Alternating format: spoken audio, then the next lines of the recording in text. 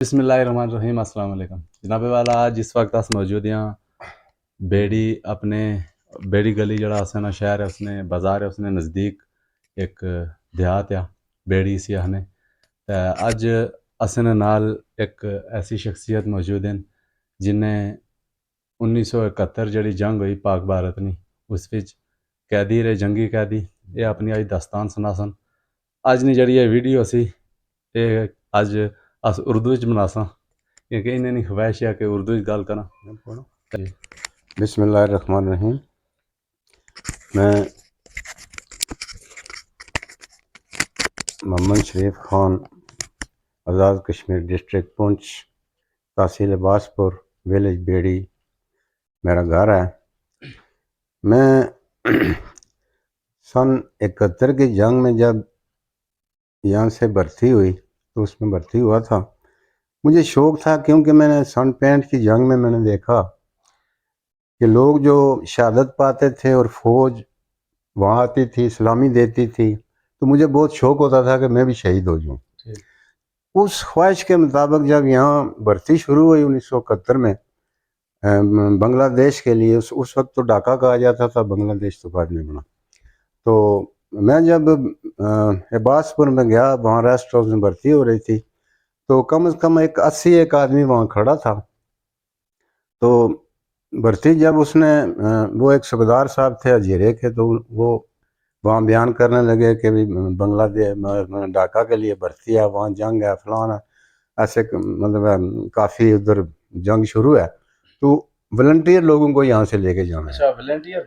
जी हाँ, कि जो वॉलंटियर होकर जाना चाहता है, जो शहादत चाहता है या मतलब जंग चाहता है कि मैं करूँगा, तो ये वो लोग सामने आए। तो जब उन्होंने वो जंग का नाम लिया या इस तरह का नाम लिया, तो वो कम से कम 80 आदमी में से कम 40 आदमी आस्ता से साइड पे हो गए।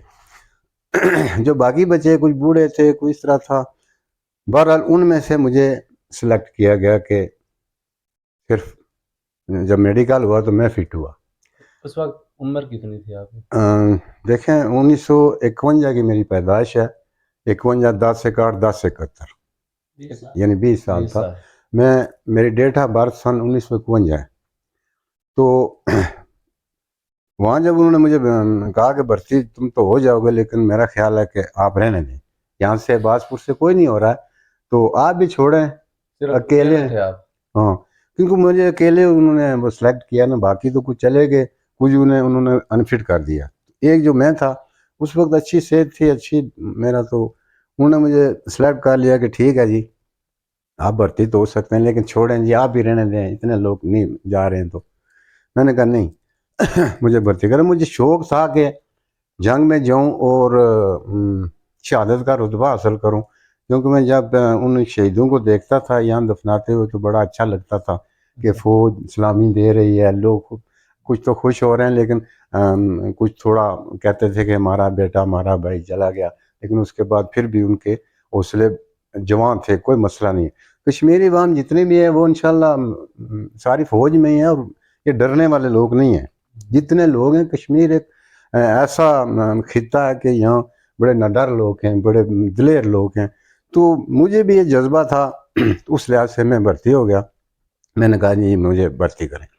उन्होंने मेरा नाम लिखा, फिर उन्होंने मुझे एक रेलवे वारंट दिया कि आप पिंडी से AC सेंटर नौशहरा, ये रेलवे वारंट है, आप वहाँ से फ्री जाएंगे, यहाँ से चले जाएं। तो मैं घर से छुपा और सुबह सुबह निकल गया मैं यहाँ से अजीरा। वहाँ उस वक्त शौक कितना था कि छुप के गए आप? हाँ, छुप के गए। घर वाले तो मुझे नहीं जाना, मैं सबसे छोटा भाई था, हम 7 भाई थे, उसमें सबसे छोटा मैं था। हमारे 5 भाई वैसे भी फौज में सर्विस करके आए, प्लस चाचे जात भाई भतीजे भांजे, हमारे 15-20 आदमी फौज में रहे। तो मैं यहाँ से छुपा और सुबह सुबह शहर के वक्त में निकल गया इधर। उस वक्त तो गाड़ियाँ नहीं होती थी, अजीरा से चलती थी। तो मैं अजीरा में गया, वहाँ से मैं बैठा और पिंडी चला गया। पिंडी से रेलवे स्टेशन पर गया, वहाँ जाकर वो वारंट दिखाया, तो उन्होंने मुझे सीट दे दी, मैं नौशहरा उतर गया। वहाँ जाकर तो हमारी जो वो ये जो थे ना वॉलंटियर लोग, वहाँ उनकी एक कंपनी बन रही थी जो लादा वॉलंटियर थे। अच्छा। तो मैंने उनसे पूछा जा कर के ये लोग किधर हैं, फिर पता चला शाम को जाकर बताया ये लोग फलाम बारक में। अच्छा। तो वहाँ जब मैं गया तो उन्होंने मुझे लिया और कहा कि ठीक है जी ये हम लोग हैं, तो ये कंपनी हमारी है। इसमें बासपुर के तो मेरे साथ कोई नहीं था, लेकिन अजीरा और त्राड़ खाल किला वगैरह के लोग, उनकी एक कंपनी बनी, उसमें मैं शामिल हुआ। तो 3-4 दिन वहाँ रहे। तो उसके बाद उन्होंने कहा जी कराची जाना है। अच्छा। ये पता नहीं था क्यों जाना है, क्या करना है, लेकिन वो सारे रात को शाम को फालन हुए, रेलवे स्टेशन चले गए। अच्छा। वहाँ से हम बैठे, उस वक्त रेलें भी बड़ा टाइम लगाती थी, तो तकरीबन 3 दिन में हम जाकर कराची पहुँचे। अच्छा। तो जब कराची पहुँचे हम तो उसी सिविलियन माहौल में थे, हमारा जहन तो नहीं था ना कि फौज होती क्या है, उसके असूल क्या है, उसका डिसिप्लिन क्या है, सारे अनट्रेन सब ऐसे ही थे ना। तो विदाउट ट्रेनिंग हम कराची तक पहुँचे। तो हम मेरे 2-3 दोस्त यार बन गए, हमने वहाँ से किमाड़ी चले गए अच्छा दिन को, कि हम क्या घूम फिर के आए। हमने नहीं किसी से पूछा कि क्या है क्या नहीं। अच्छा। तो जब वापस आए तो वो लोग बिस्तरे बांध रहे थे, हमें एक एक 2-2 कंबल और एक एक वर्दी हुई हुई थी, वो किसी को बड़ी थी छोटी थी, बस वैसे। तो बिस्तरे बांधे कि जी आपने एयरपोर्ट जाना है। लोग खुश भी हुए कि एयरपोर्ट, हम किसी जहाज में ही बैठेंगे ना, एयरपोर्ट तो वैसे नहीं जाना है ना। तो जब हम चले गए तो एयरपोर्ट पे वहाँ से एक जहाज़ पे हम बैठे, उनको साइड से लेकर के, एक तो होता है ना मेन गेट जिससे लोग जाते हैं बाहर इधर उधर, वो नहीं था, हम बाहर से गए और उस जहाज़ में बैठे। जब जहाज़ में बैठ गए तो ये भी पता नहीं था जहाज़ में जाना कहाँ पता ही नहीं है किधर जा रहे हैं। है। तो जब वहाँ लॉन्चमेंट होते रहे, एयर रसूल वगैरह वो हमसे बातचीत करते रहे। जब वो उसकी उड़ान थी तो उन्होंने कहा जी ऐसे करो वैसे करो, बेल्ट बांध लो, ये वो। हमारे लोग थे, कौन जहाज़ में बैठा है जी, हम जैसा आदमी कभी। तो खैर जब जहाज़ ऊपर चला गया तो अनाउंस हुआ कि ये 42,000 फुट की बुलंदी से गुजर रहा है और समुद्र से गुजर रहा है और जाना हमने नाका है। अच्छा, जहाज में बैठने के बाद जब फिजा में था हाँ, फिजा तब में जाके आपको पता 42,000 फुट की बुलंदी पर वो अनाउंस हो रहा था कि जहाज जा रहा है, कि हम ढाका जा रहे हैं। हम ढाका जा रहे हैं। तो कुछ लोग फौरन बस मायूस हो गए कि भाई हमने तो सुना था उधर ये है वो है। कुछ तो खुश थे। तो पहाड़ी जबान में बोलते हैं त्रा निकले आपको। हाँ, तो मैं भी बड़ा खुश हुआ जी, चलो कहीं भी जाते हैं जंग तो करनी है, मुझे शौक था जंग करने का। तो खैर हम वहाँ पहुँच गए। ढाका जब पहुँचे तो हमें प्रोटोकॉल दिया गया साइडों से, बड़ा प्रोटेक्शन के ज़रिए हमें एक बारक में ले जाया गया, क्योंकि वहाँ ख़तरा था। वहाँ मुफ्ती बामी एंड ये सारे इंडियन फौज अंदर गई हुई थी। तो वो फायरिंग करती थी फौजियों पर, फौजी जहाँ देखते थे फायर कर देते थे, क्योंकि उधर अंदर की जंग ऐसी थी कि कोई पता नहीं चलता था गोली कहाँ से आ रही है।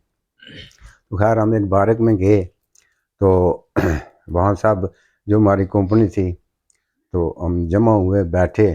तो वहाँ अफसर थे, उन्होंने लेक्चर शुरू किया कि आप आए हैं, आपने जंग करनी है, तो यह है कि आपको हथियार देंगे हम, रॉन वगैरह सब कुछ देंगे, तो उसका हम तरीका भी बताएंगे। सिर्फ फायर करना सिखाया? हाँ, नहीं उस वक्त तो अभी तो उन्होंने हथियार देने थे ना। अच्छा। हम जितने बंदे थे, एक एक राइफल मार्क 3-4 होती है वो, ऐसे बुलेट वाली ऐसे चलती है, वो एक एक राइफल इश्यू हुई और 50-50 राउंड का बंडोलिया जो है ना वो इधर बांधते हैं, वो उन्होंने दिया कि ये लो। तो इसका फायर, उधर तो फायर नहीं किया क्योंकि वो एक बिल्डिंग में थे हम। तो उन्होंने कहा ये ऐसे फायर होता है, ऐसे इसका वो पीछे करो, ये करो, ऐसे फायर हो जाता है। तो वो दिए हमने, हमें जगह बताई गई कि फलां बारक में आपने रात को रहना है। हम वहाँ रहे। तो दूसरे दिन हमें एक जगह ले गए जी कि आपने फायर करना है, ताकि आपको ये पता चल जाए कि इसका फायर कैसे होता है, ये राइफल वो धक्का बहुत लगाती है ना। तो उन्होंने हमें कहा जी सारे फायर करने लगे, 5-5 रोज राउंड हमने फायर किए उधर बट पर। फायर करने के बाद फिर हमें वापस ले गए। तो हमें वहाँ एक जगह थी टुंगी, अच्छा। जो बॉर्डर वो हमारे मोर्चे थे उधर, जिस तरह इधर वो है ना, तो टुंगी में भेज दिया सबको। लेकिन हम अनट्रेन लोग थे, हम तो दफा अपना नहीं कर सकते थे ना। हम तो ऐसे कोई फायर था ऐसे भागते थे उसकी तरफ खड़े होके सीधे होके कि हम, तो वो बंदे जो है ना वो अपने आप को ज़ाया कर देते थे। ना समझी। हाँ, बड़े लोग ज़ाया हो गए इसी तरह कि कहीं से फायर आ गया, हमने रफल उठाए दौड़ पड़े उसकी तरफ। तो नहीं, ट्रेनिंग नहीं थी ना, खाली हथियार दिए फायर करना है बस वो। तो इस तरह वो उस जगह जो टुंगी थी ना, हमारे काफ़ी सारे लोग जो है ना कुछ जख्मी हो गए, कुछ मारे गए। अच्छा। उन्होंने फिर हमें एक जासूर जगह थी, वो थोड़ा साइड पे थी, तो वहाँ हमले कम होते थे ना, ये मुफ्ती बामियों के या इनके, तो वहाँ भेज दिया। तो वहाँ भी एक दिन अटैक हुआ रात को, मुफ्ती बामी ये उन्होंने अटैक कर दिया। तो वहाँ भी हमारे बंदे कुछ ज़ाया हो गए। तकरीबन इस तरह कोई 15 दिन गुजर गए हमारे वहाँ। फिर ये टुंगी में नहीं हम उधर रहे, तो जब तकरीबन 7-8 दिन ही वहाँ रहे, 7-8 दिन उधर रहे, 15 दिन गुजर गए हमारे उस फौज के अंडर जो हमारा वक्त गुजरा। उसके बाद फिर वहाँ जब कैजुअलिटी हो गए, काफ़ी सारे बंदे इस तरह मतलब शहीद हो गए, कुछ ज़ख्मी हो गए। तो हमें फिर वापस ढाका में एक बड़ी छावनी है जिसका नाम है अपील खाना। अच्छा, अपील खाना। हाँ, वहाँ क्या था कि वो बहुत बड़ी छावनी है, वहाँ सिर्फ गेटों में ड्यूटी देनी, स्टोर रूम पर इधर उधर। इन लोगों को हमें लगा दिया उधर कि भाई ये तो ऐसे नहीं कर सकते क्योंकि हम ट्रेन लोग हैं, तो इनको इधर लगा दो। अच्छा। हम वहाँ गेटों पार, वहाँ स्टोर रूम पार, वहाँ हमारी ड्यूटी लगी। तो जो तकरीबन 13 दिसंबर को 13 दिसंबर 1971 1971। एक अटैक हुआ वहाँ जहाज़ों का। उसमें बहुत सारे जहाज़ आए, वो कुछ गैप होते जाएं, कुछ आते जाएं, कुछ जाते जाएं। तो उसमें काफ़ी सारे लोग, क्योंकि हमारे पास उधर जहाज़ नहीं थे, जहाज़ का अटैक नहीं था हमारे पास, या था या जो भी था, लेकिन वो हो नहीं रहा था। तो उसमें 13 दिसंबर को जब उन्होंने फायर हुए तो एक जगह जहाज ने जो वो बम फेंका, उसमें से एक टुकड़ा आकर मुझे मेरी टांग में लगा। कुछ बंदे तो शहीद हो गए, कुछ अच्छा। ज़्यादा जख्मी हो गए। एक टुकड़ा मेरी टांग में लगा, इस लेफ्ट साइड पे, ऐसे लेफ्ट टांग में, जो कि अंदर ही, बाहर नहीं निकला, अंदर ही रह गया। अच्छा। वो मैं भी जख्मी हो गया, काफ़ी खून वगैरह वो। तो वहाँ मुझे उठाया, उनको लोगों को भी उठाया, अस्पतालों में इधर उधर पहुँचाया। हमारा वो दोबारा फिर वहाँ से चीर देकर वो टुकड़ा निकाला। तो मैं अस्पताल ही में था कि वो 3 दिन में रहा। तो 16 दिसंबर को, 4 दिन के बाद। हाँ, तो सिलेंडर हो गया। हम नहीं समझते सिलेंडर क्या चीज़ है। तो कोई लोग समझे थे, मैं तो बच्चा था, ना फौज का पता था, ना सिलेंडर क्या होता है क्या नहीं होता है। कि सिलेंडर हो गया जी, चीज़ का इंडियन है। आर्मी के आगे सरेंडर किया। हमने तो नहीं किया ना, जी। जनरल न्याजी साहब थे हमारे। अच्छा। क्योंकि फौज में जो होता है ना वो सीनियर कमान होती है, वो जो फैसला कर दे होता है बस, बाकी नहीं है। सीनियर जो कहता है ये करना है बस करना है, अच्छा। जूनियर की कोई मतलब वो नहीं होती। तो सुना सिलेंडर हो गया, लोग आपस में चेमेगोई करें, कुछ कहें कि सिलेंडर क्या है जी, कुछ कहें जो पुराने फौजी थे, कोई इस तरह के लोग थे उधर। तो यूनिटें भी हम इकट्ठे थे, जो इधर से यूनिटें गई हैं ना, वो तो हम इकट्ठे मिक्स हो गए फिर उधर ढाका छावनी में, अपील खाना छावनी है उसमें रहे। तो वो कहने लगे यार ये तो ये हो गया, ये तो, अगर कुछ लोग रोने लगे, कुछ कुछ करने लगे कि यार हम इससे बेहतर था मर जाते। अच्छा। ये सरेंडर नहीं करना था। हमने कौन सा, अभी तो हम इधर ही हैं, कोई बाहर से तो जंग हमने, यानी ये जो होता है ना बॉर्डर लाइन पर, तो हमारे साथ नहीं हुई। तो हम तो जंग करना चाहते हैं, मरना चाहते हैं, क्या हुआ, मर गए तो क्या होगा, लेकिन जंग करना फौजी आदमी के लिए बेहतर होता है बजाय इसके के सरेंडर कर देना। सरेंडर करने।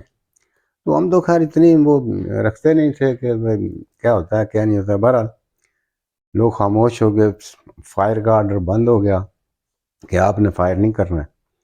तो बाहर से होता रहा, लेकिन सरेंडर के बाद जो है ना, बिल्कुल ना हम पे कोई फायर करता था।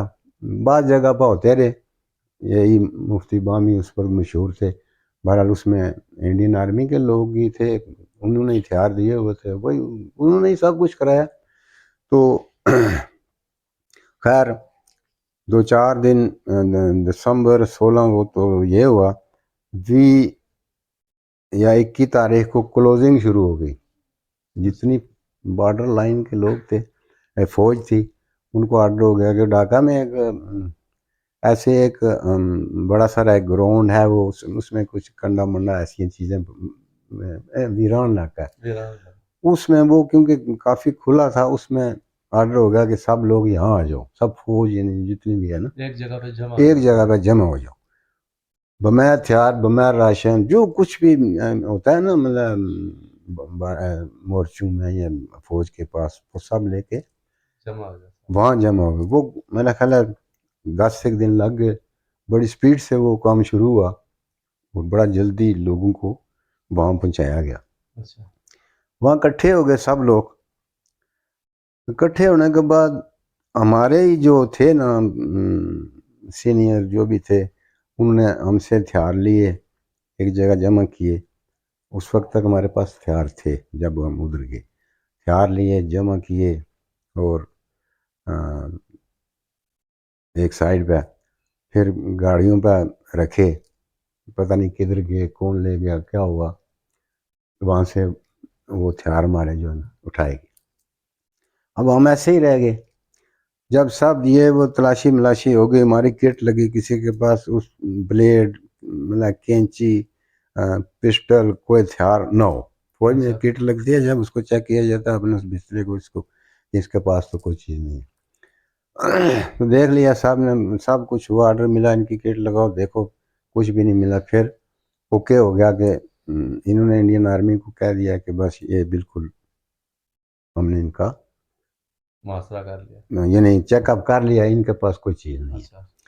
तो उस वक्त इंडियन आर्मी जो है ना, वो ऐसे चारों तरफ से हमें नज़र आई। अच्छा। जब तक वहाँ रहे हम, हमें नज़र नहीं आई, घेर लिया उन्होंने।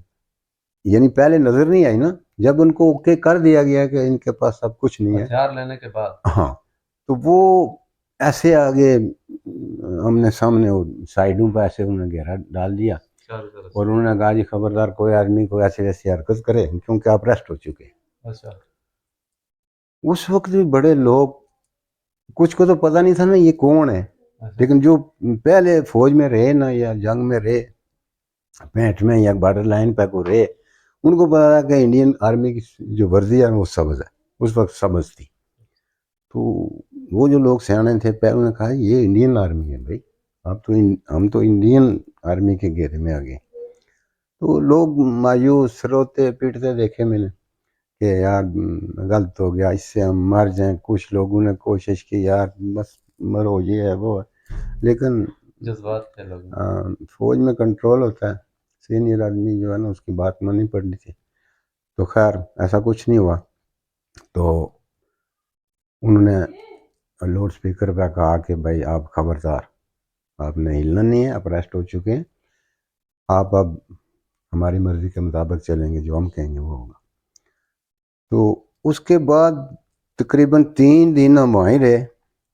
उन्होंने अपनी प्लान बनाई, वहाँ से ट्रेन पे हमें इंडिया ले जाना था उन्होंने। तो फिर हमारे लोगों को ऑर्डर हो गया, गिनती करके पता नहीं कितने आदमी वो रेल में डालते थे, तो बैच वाइज वो चले जाते, तो रेल चली जाती इंडिया में। अब जब हमारा नंबर आया ना, वो एक बड़ी दर्दनाक स्टोरी है। अच्छा। यानी नाकाबिल बर्दाश्त, इसलिए कि जब उन्होंने हमें वहाँ से पैदल जाना था ट्रेन रेलवे स्टेशन पर, तो वहाँ जब हम पैदल काफ़ी सफ़र करके गए, सुबह निकले तकरीबन शाम को ही पहुँचे। वो एक ऐसा रास्ता था जिधर कोई शहर नहीं था, कुछ नहीं था, ऐसी झाड़ियों से उन्होंने गुजारा। और उन्होंने बड़ी सख्ती की और उन्होंने कहा कि फ़ौज में होता है डबल, यानी जल्दी चलो। तो उनके पास राइफल भी है और हर बंदे के पास एक एक डंडा भी है, और हम पैदल जा रहे थे और वो किसी को बट मारते हैं, किसी को डंडा मारते हैं, जल्दी चलो।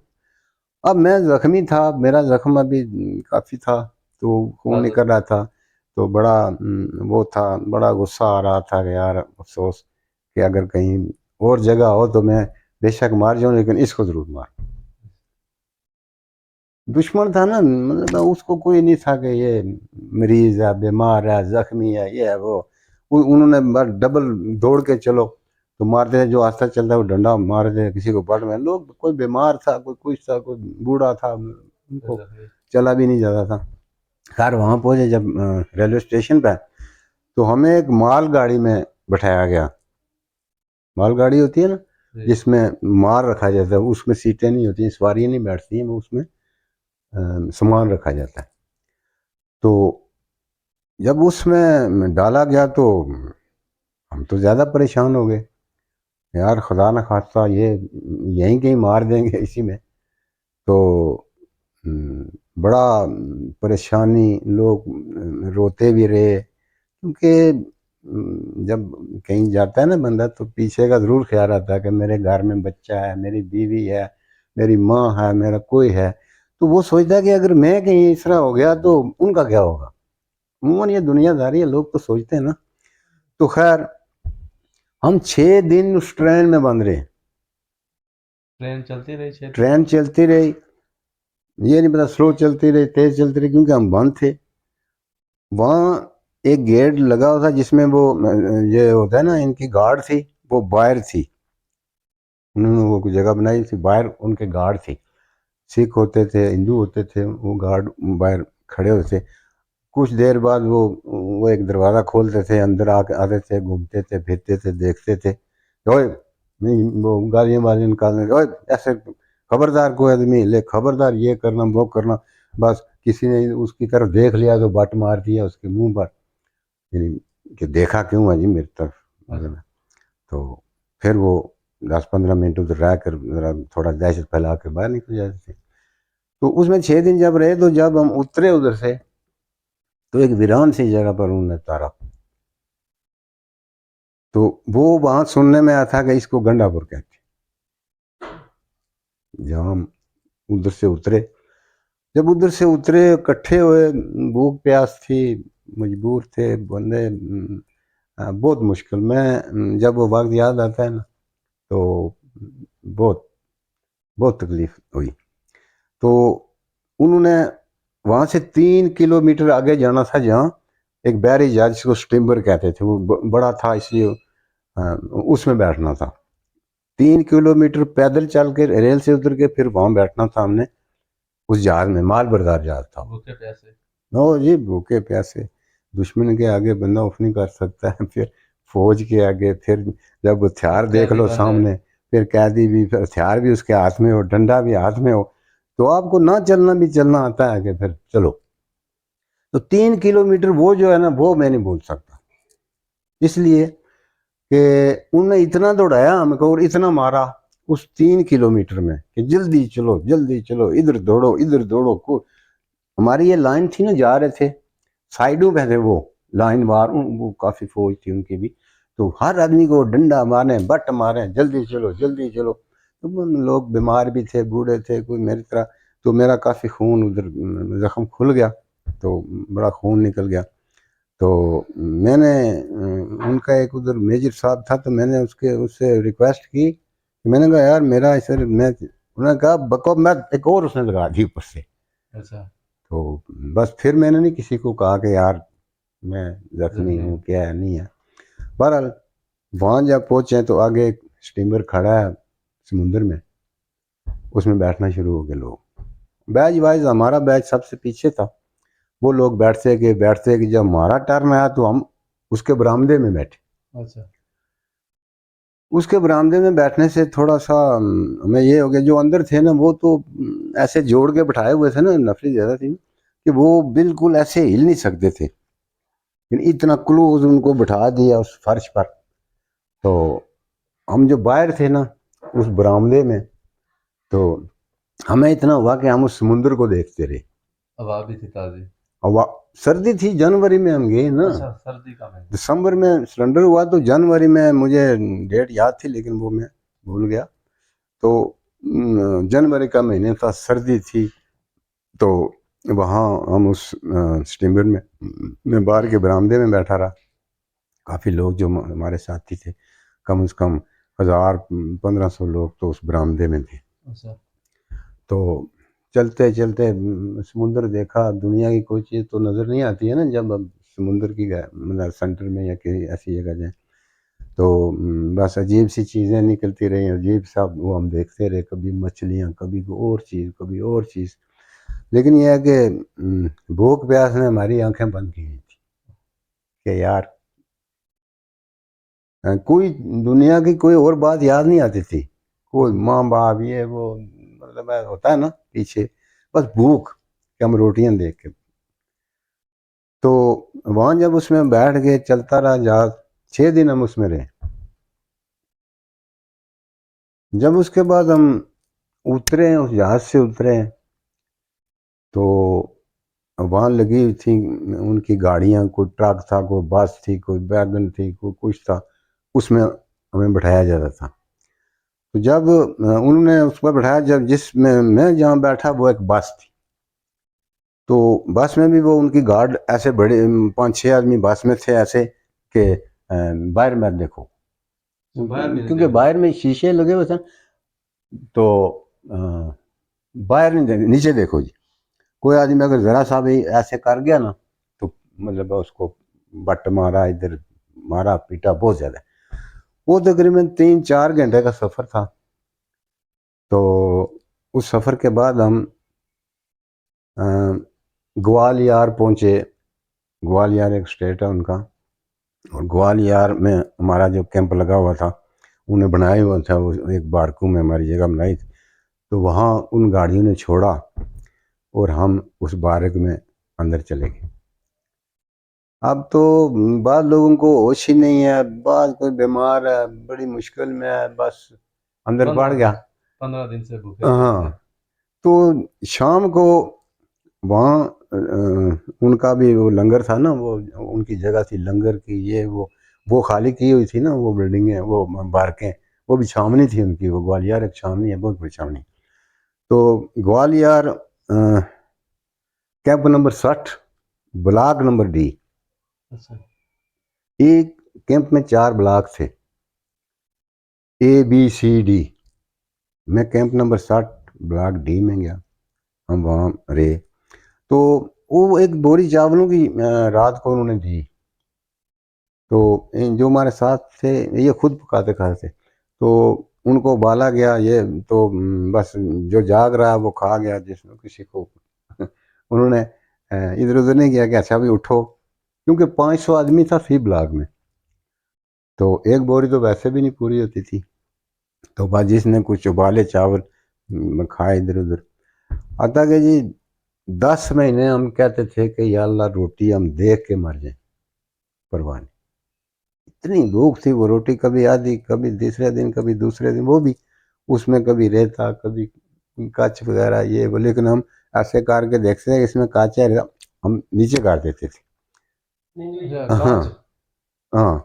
तो उन्होंने बड़ा हमारे साथ ज्यादतियाँ की हैं ना, इस तरह के वो हथकंडे उन्होंने किए हैं कि ये लोग जहनी तौर, जिस्मानी तौर पर फारग करें इनको।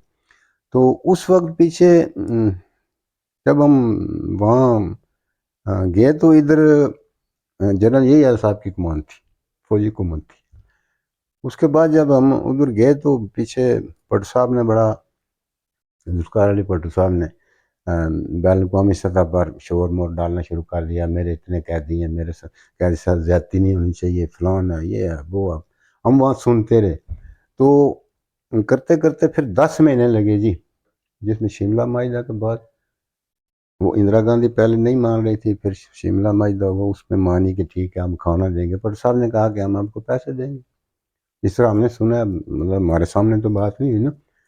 तो हमें फिर 10 महीने के बाद खाना मिलने लगा। 10 महीने? हाँ, 10 महीने के अंदर जो था ना, वो कभी आज एक रोटी मिल गई, हो सकता है कल नागा हो जाए, हाँ। परसों आधी मिल जाए। ये नहीं, उनका मकसद है कि किसी तरह ये जीते रहें, मरे ना। तो खैर, अल्लाह ताला भट्टो साहब को जन्म नसीब करे। उन्होंने हमारे लिए वहाँ बड़ा अच्छा निज़ाम हो गया खाना। उनका राशन था 17 औंस, पाकिस्तान का है 22 औंस। अच्छा। हमारा राशन से ज़्यादा है, फौज में मिलता है जो। खैर वहाँ रहे, तो उसके बाद फिर थोड़ा सा आसानी हो गई कि हमें उसमें कुरान पाक दिए गए, अपने पेमेंट लेते हमें। हाँ, हमारी तनख्वाह जब हम भर्ती हुए ना, ढाका में थे, तो हमें एक दो तनख्वाहें मिली, उसमें 116 रुपये पे हम गए, जबकि उस वक्त पाकिस्तान में मेरा ख्याल 75 रुपया तनख्वाह थी, और हमें 116 पर वहाँ मिल गया। तो जब हम इंडिया में चले गए, तो 5-6 महीने के बाद जब वो हमें वो 14 रुपये वहाँ मिलने लगे, और 102 रुपये हमारे घर आने लगे। वो टोकन से देते थे हमें, 14 रुपये के टोकन होते थे, 5 पैसे 10 पैसे, उस वक्त ये चलता था, 5-10 पैसे, 20 पैसे, 25 पैसे।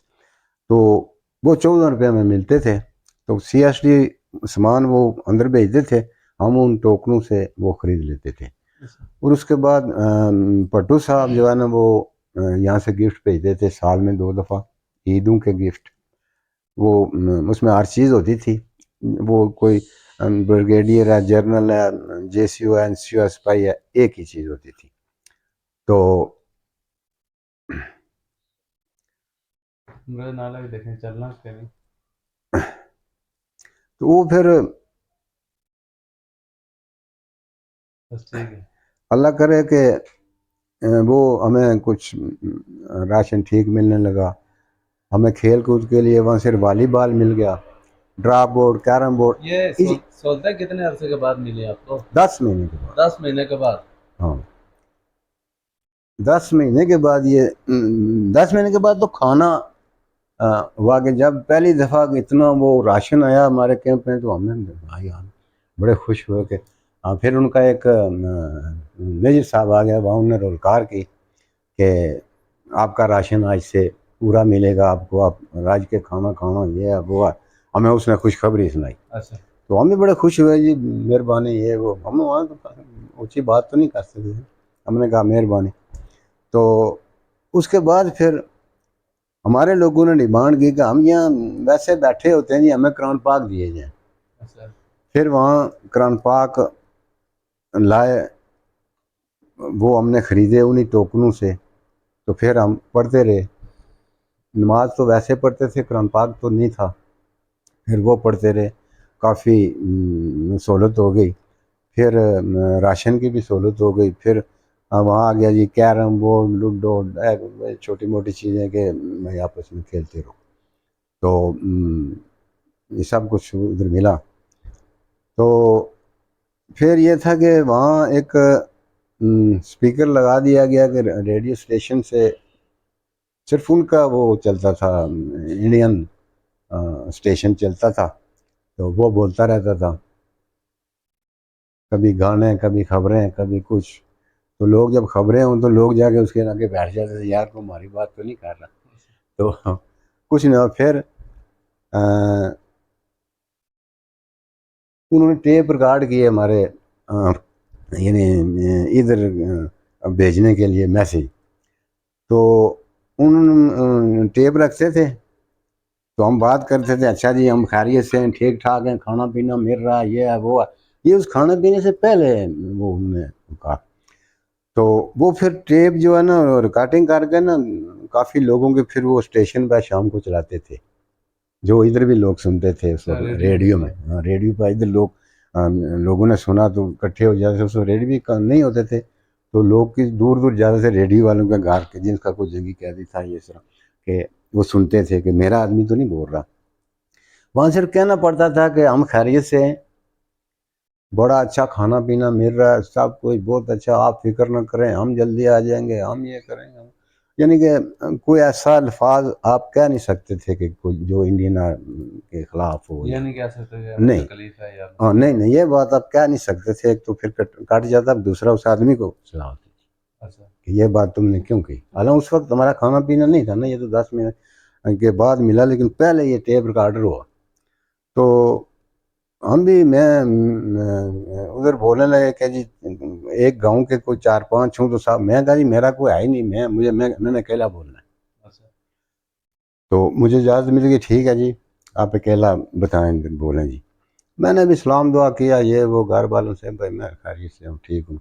मजे की बात यह है कि जब मैं यहाँ से गया, घर वालों को पता नहीं था ना, छुप के गया। किधर गया बंदा? वहाँ जब हम गए तो भट्टू साहब ने ये रेड क्रॉस वालों से ना ये खतों किताबत शुरू कराई। अच्छा वहाँ से खत फिर इधर आने लगे। तो जब मेरा खत पहला इधर आया तो घर वालों को पता चला कि वो तो इंडिया में गया है। कितने अरसे बाद खत पहुंचा आपके? मेरा ख्याल है 10-11 महीने के बाद। पहले तो कुछ भी नहीं हो रहा था ना, उसके बाद इजाज़त मिली कि भाई ठीक है, खाता हम लिख के ना उसको बंद नहीं करते थे, क्योंकि आगे सेंसर होता था इस तरह उस तरह, तो हम वैसे रख देते थे घर वालों के लिए। हमें ये था कि भाई इंडिया के खिलाफ कोई बात नहीं करनी है, फौज के खिलाफ बात नहीं करनी है, आपने लिखना हम बस खैरियत हैं, बहुत अच्छा है, खाना पीना ये कुछ हमें लिखना पड़ता था। तो पहली दफ़ा इधर मेरे घर में ख़त आया। मेरे वालदा अल्लाह जन्नत नसीब करें, तो जब से उन्होंने सुना तब से वो उन्होंने चारपाई छोड़ दी और वो नीचे फर्श पर लेटते रहे जब तक मैं आता। अच्छा वालदा इधर? हाँ इधर उसी वक्त तो पता चला ना, जब खत आया तो मैंने कहा जी मैं इस तरह इंडिया में कैद हूँ, फलाना ठीक है, ये फौज में चला गया था। पूरी स्टोरी लिखी। तो इन्होंने पढ़ कर तो पहले तो मेरी वालदा साहब जो थे उनको बेहोश हो गई हैं कि मैं सबसे छोटा हूँ, मेरे 6 भाई बड़े थे, मैं सबसे छोटा हूँ, मेरे से बड़ा प्यार करते थे वो। तो परेशान हुए, तो फिर उस दिन से जब तक मैं आता नहीं वो चारपाई पर लेटे नहीं। उन्हें पता था कि मेरा बेटा हाँ तकलीफ लेकिन में है। ये पता नहीं था ना कि आएगा नहीं आएगा, क्योंकि इंडियन आर्मी की कैद में वो बंदा तो फिर सोच कम हो जाती है कि क्या होगा। तो जब वहाँ से ये ऑर्डर हो गया कि हमने वहाँ से जब रिलीफ मिली कि ये जंगी कैदी वापस करने हैं, तो फर्स्ट टाइम तो वो कैंप वाइज था, किस कैंप का नंबर उन्होंने रखा हुआ था, वो पहले दूसरा तीसरा चौथा इस तरह था। तो वहाँ जब शुरू शुरू से ये हो गया ना कि 2 दिन पहले या 3 दिन पहले कैंप वालों को बताया जाए कि अच्छा जी आपने फलां तारीख को जाना है, तो बाद आदमी को वहाँ हार्ट अटैक होता रहा खुशी से खुशी में। मारे? हाँ हाँ। तो फिर देखा इंडियन आर्मी, उन्होंने फिर ये बताना बंद कर दिया। जब हमारा हमारा कैंप का हुआ ना, तो तकरीबन शहरी के टाइम रात को 3-4-3 बजे 2 बजे उनका एक मेजर साहब आया, रोल कार हुई और उन्होंने बताया कि अच्छा जी आपने सुबह जाना है, आप अपना अपना लाइन में लग जाओ। तो लोगों ने नहीं देखा कि क्या है क्या नहीं है, अब नहीं कोई नाश्ते की परवाह नहीं, खाने की परवाह, और लोग खुशी खुशी से ऐसे अपने अपने अपने अपने नंबर वाइज लाइन पर लग गए। तो वहाँ से गाड़ियाँ उठाती थी और रेलवे स्टेशन पर ले जाती थी। तो वहाँ से हमें गाड़ी ने उठाया और रेलवे स्टेशन पर जब गए हम, तो मुझे वो पिछला मंजर याद आने लगा, यार ये फिर बंद कर देंगे, हमें बंद जाएंगे। फिर वही डर। हाँ लेकिन ऐसा नहीं हुआ, क्योंकि वापसी पे उन्होंने एक आम रेलों पर बैठाया हमें, और हम इधर उधर देखते आए, यानी शहर था या जंगल था जिधर से भी वो रेल गुजरती थी, हम ठीक ठाक उसमें आए। और पार टाइम हमें वो खाना भी देते थे पैकेट में, मतलब यहाँ अब नाश्ता है तो जहाँ खाने का टाइम है वहाँ आगे बंदोबस्त उन्होंने किया हुआ था, और वहाँ पैकेट में बस खाना दिया जाता था। हम वहाँ रेल रुकती थी, खाना लेते थे तो चले जाते। तो इस तरह करते करते हम 3 दिन के बाद अमृतसर पहुँचे। बाघा बॉर्डर से 7 किलोमीटर उधर है अमृतसर। अमृतसर? तो अमृतसर हम जब रात को पहुँचे मैंने 14 जनवरी 1974 को बागा क्रॉस किया। 14 जनवरी 1974 को सुबह 3 साल बाद। हाँ, जब हम वहाँ पहुँचे, अमृतसर ट्रेन से उतरे तो उनकी गाड़ियाँ लग गई हमें बिठा कर ना। उनकी गाड़ियाँ जो थी ना, वो हमारा सामान जो था, कंबल ये वो, अपना बिस्तरा फिस्तरा ये वो उन्होंने कहा इसमें रखो, हमने रख दिया। वो बागा उस गेट के अंदर आकर हमारा सामान वो एक जगह तार लेते, चले जाते। उधर से हम पैदल आए, 7 किलोमीटर वो सफ़र है। तो जब हम पैदल आए तो सर्दी थी, तो गेट के सामने हम तकरीबन सुबह कोई 7 बजे पहुंच गए। रोड में हम एंट्रीज हो गए और वहाँ बैठ गए। अगर गेट बंद है, हम ये कहेंगे यार ये ना हो कि गेट ना खोलें, हमें फिर ये ना हो वापस कर दें। वहाँ यानी गेट खुलने तक हमें परेशानी रही। तो फिर तकरीबन 9 बजे गेट तो नहीं खुले, लेकिन अफसर जो है ना, उन्होंने आपस में रब्ता किया, एक दूसरे से मिले, फाइलें एक दूसरे को दी, गिनती शुरू हुई, क्योंकि उन्होंने गिन के देने थे, इनके से साइन कराने थे, इतने आदमी हम छोड़। हमारी गिनती हुई, इन्होंने उनको ओके किया जो मतलब कागजी लिहाज से, तो गेट खुला। तो हमने बड़ा खुशी का इजहार किया और अंदर आए। जब हम गेट के अंदर आए तो हज़ारों के लोग हमारा इस्तकबाल कर रहे थे, औरतें मर्द, हाथ मिला मिला मिला मिला के हमारे बाजू था कि इतनी दुनिया थी। और फिर आगे एक कैंप लगा हुआ था, बहुत बड़ा कैंप, जिसमें हर खाना, हर वो चीज़, फ्रूट, चाय, मिठाई, दुनिया की हर चीज़ उसमें, वो कम से कम कोई बहुत बड़ा वो बना हुआ था वो शामियाने वगैरह लगा के ना। तो क्योंकि 8-10 हज़ार आदमी जब जाता है तो फिर उसके लिए बंदोबस्त।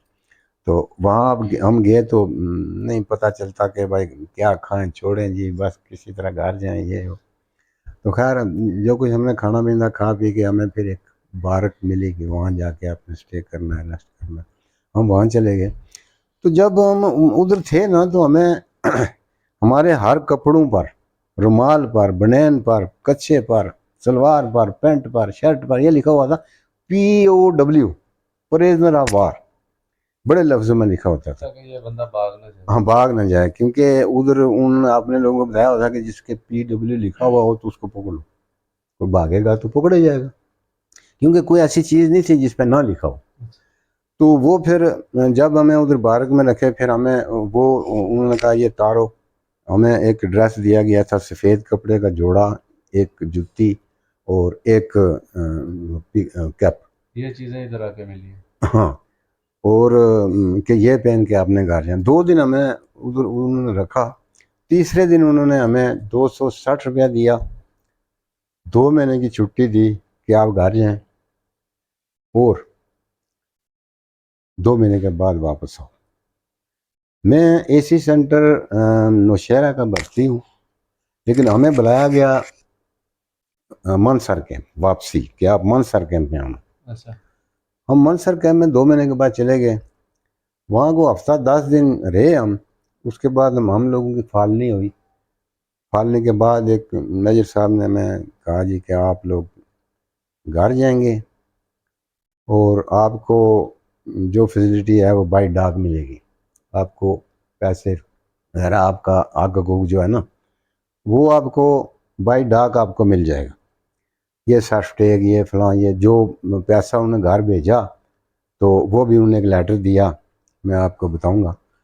तो आप चले जाए। हम आ गए घर। इधर हम आकर डाकखाने से पूछ पूछ कर जाते आते, हो जी कोई नहीं आया जी कोई नहीं आया। ऐसे करते करते मैं 1974 में आया। तो मैं एक दिन गाड़ी था, तो डाकखाने वाले ने उधर से मुझे मैसेज भेजा कि आप यहाँ हैं। तो मैं गया तो एक तकमा मिला वहाँ, उन्होंने AC सेंटर नौशहरा वालों ने मेरे नाम का एक तकमा भेजा। हाँ, तकमा अरब, यानी वो जंग का तकमा था, वो मेरे पास मौजूद है। उन्होंने फिर उसी में एक लेटर था कि कि आप इस पर साइन करके भेजें वापस के आपको मिला तो फिर हम आपके लिए कुछ और बंदोबस्त करते हैं, यानी आपको कुछ हिसाब किताब देंगे। मैंने उस पर भी लिख के भेजा। 1986 में ये मिला, 74 में वापस आया और 1986 में ये तकमा मिला। अच्छा, जब आने के बाद में 5-4 साल हमने कहा हम तो कहीं कागजों में ही मर गए, हमारा उसके कुछ बाद आपको कोई हक हकूक नहीं नहीं नहीं, वो कुछ तो आज नहीं, तक कोई मैं जो ये इंटरव्यू दे रहा हूँ ये मैं इसलिए दे रहा हूँ कि हमने बड़ी शौक से गए हैं, हम शहादत पाने के लिए गए हैं, जंग कुर्बानियां करने दी आपने। के लिए गए हैं। और हमें हमारे साथ हुआ क्या कि जब हम वापस आए तो क्योंकि जनरल न्याज साहब उस वक्त तायाद थे, जिंदा थे, तो आम लोग कह रहे हैं जी जनरल साहब हमारा केस लड़ रहे हैं, क्योंकि हमें कुछ मिल नहीं रहा था। तो ये होगा बस अभी होगा अभी होगा। जनरल साहब भी चले गए, वो बेचारे फौत हो गए। तो उसके बाद तो हम बिल्कुल बेउम्मीद हो गए कि भाई कुछ भी नहीं है, क्या यार बड़ी तकलीफें देखी और कुछ यानी कि देखा। आप नाउम्मीद हो के आपने छोड़ दी, उम्मीद ही छोड़ दी कि कुछ उम्मीद भी ही नहीं छोड़ दी होगा। थी। तो तकमा आ गया। तकमे ने थोड़ा सा हौसला दिया कि यार हम जिंदा हैं, कागजों में, फौज के कागजों में जिंदा हैं, तो कुछ ना कुछ हमें हौसला अफजाई तो होगी। तो करते करते 86 में तकमा आया। अब 2023 है, तो मैं तकरीबन 1951 की मेरी पैदाइश है जी। आप गिन लें कि मेरी उम्र कितनी है, तकरीबन 73-74 साल है। तो अब मैं आखिरी अरबा ये किया कि मैंने बड़ी चिट्ठियाँ भी लिखी सेंटर में अच्छा, कि जी मुझे कोई मेहरबानी करो, ये वो वापस जवाब ही नहीं दिया किसी ने। तो मैं इस वक्त अगर आपकी मेहरबानी है, आप आए, मैं आपका शुक्रिया अदा करता हूँ कि आपने मुझसे सवाल जवाब किए और मेरी अल्लाह करे ये वीडियो कहीं ऊपर तक पहुँच जाए। और मैं बिलखसूस पाकिस्तान मतलब पाकिस्तान के जो जनरल साहब हैं उनको मैं रिक्वेस्ट करूँगा कि आप एक मुल्क के जनरल हैं, आपके आगे कोई बड़ी बात नहीं है, आप कुछ भी कर सकते हैं। आप करोड़ों लाखों अरबों में, फिर मुझे अफसोस यह है कि ये जनरल साहब कोई भी जनरल हो वो बुलाते हैं, शहीदों के वारसों को बुलाते हैं, बुलाना चाहिए, हौसला अफजाई होती। उन्होंने कभी किसी इस जंगी कैदी को कभी किसी ने भी नहीं बुलाया, और कभी किसी, यानी हमें लिफ्ट ही नहीं दी गई कि, और एक आदमी वॉलंटियर है जी, वॉलंटियर गया हूँ मैं, उसको उसका बड़ा होना चाहिए कि यार एक आदमी वॉलंटियर आया है यहाँ, उसको तो पूछ लें। तो मैं इस्लामी जमहूरिया पाकिस्तान चीफ जनरल साहब से ये अपील करता हूँ कि आप, मैं बीमार हूँ, मैं दिल का मरीज़ हूँ, मेरे फेफड़े ख़त्म हैं, मेरे टांगों में चल नहीं सकता, मैं काफ़ी सोटी के बगैर मैं नहीं चल सकता, मुश्किल में हूँ। मेरा CMI से इलाज हो रहा है और वहाँ हज़ारों रुपये लगते हैं, प्राइवेट इलाज है। कम आपको इलाज तो मिलना चाहिए।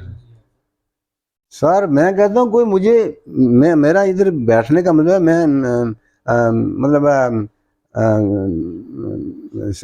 इस्लामी जमहूरिया पाकिस्तान के सदर साहब को भी मैं रिक्वेस्ट करता हूँ, मैं वज़ीर आज़म साहब को भी रिक्वेस्ट करता हूँ कि भाई कोई आदमी तो मुझे बुला ले, अगर कोई बात मुझे कोई अफसर बुला ले, कोई मदारे का बंदा बुला ले, तो मैं अपनी तफसील उनसे बयान कर, मैं कुछ बातें ऐसी हैं जो मैं यहाँ नहीं बता सकता, मामलात हैं, तो मैं उनसे बात करूं, मुझे कोई बुलाए।